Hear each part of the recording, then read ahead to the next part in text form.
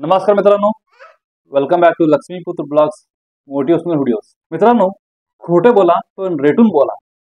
तर मी मागच्या काही वर्षात अथवा काही इलेक्शन पाहिल्यात आणि राजकारणी लोक एवढं खोटे बोलतात आणि तरी पण कॉलर टाईट घेऊन फिरतात. पांढरे कपडे, फॉर्च्युनर गाड्या. पुढारी लोकांचा व्यवसाय काय? खोटे बोला, रेटून बोला, पैसे कमवा. तर मी का बोलत आहे आज? मला खोटे बोला आणि रेटून बोला असं का बोलावं असं वाटलं, कारण मागच्या काही इलेक्शन मी पाहिल्या. कारण एक शुद्ध मतदार असल्यानं आम्हाला पण काही कळतंच आणि प्रत्येक माणसाला कळतं. गरीब असो, कॉमन असो अथवा रिच असो, प्रत्येकांना कळतंच.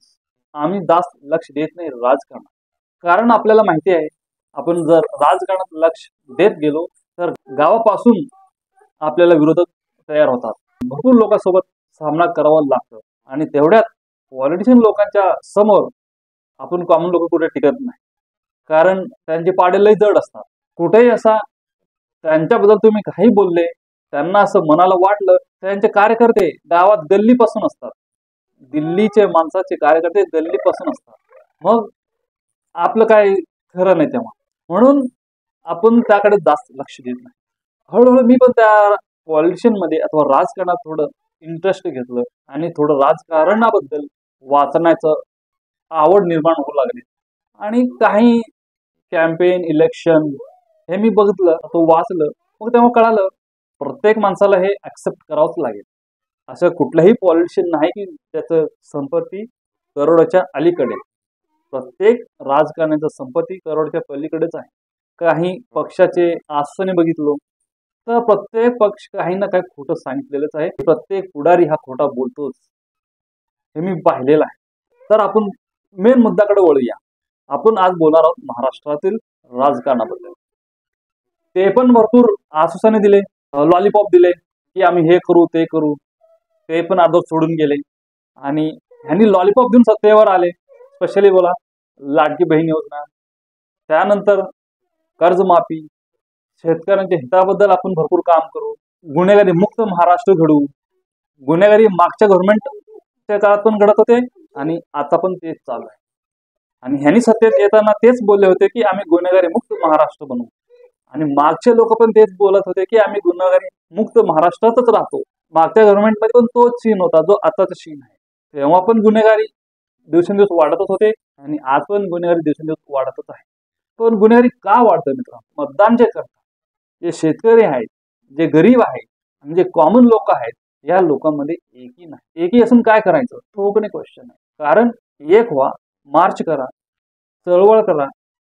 तुम्ही कुठल्या तरी आंदोलनाला सुरुवात केली तर लगेच तुम्हाला दडपून टाकतात, कारण त्यांच्याकडे पॉवर आहे, फोर्स आहे. तुम्ही काही करूच शकत नाही.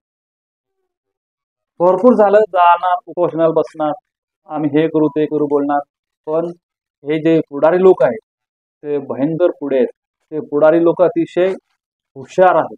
त्यांना माहिती आहे या लोकांना कुठे आणि कसे खाली खेचायचे.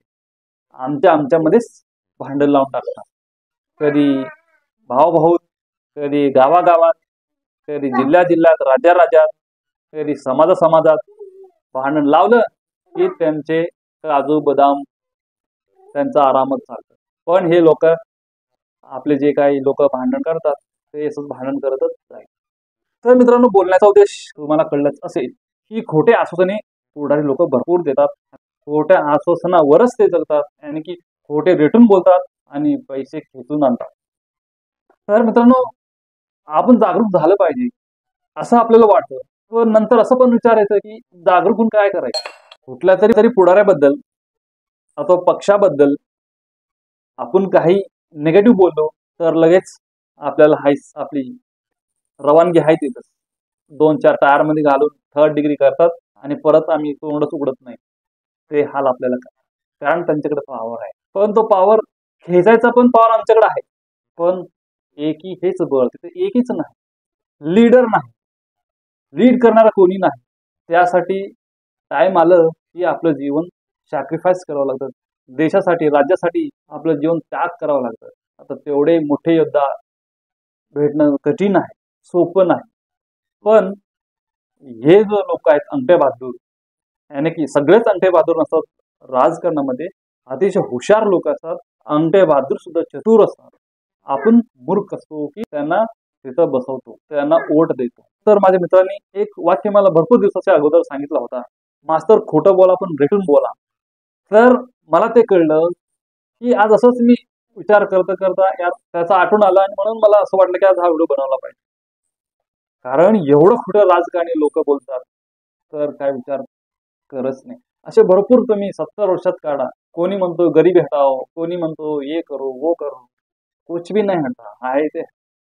लेकिन एवढं आहे, गरीब कॉमन लोक ते स्वतः कमवतात आणि खातात. तर मित्रांनो, जर व्हिडिओ आवडल्यास नक्कीच लाईक आणि सबस्क्राईब करा. धन्यवाद.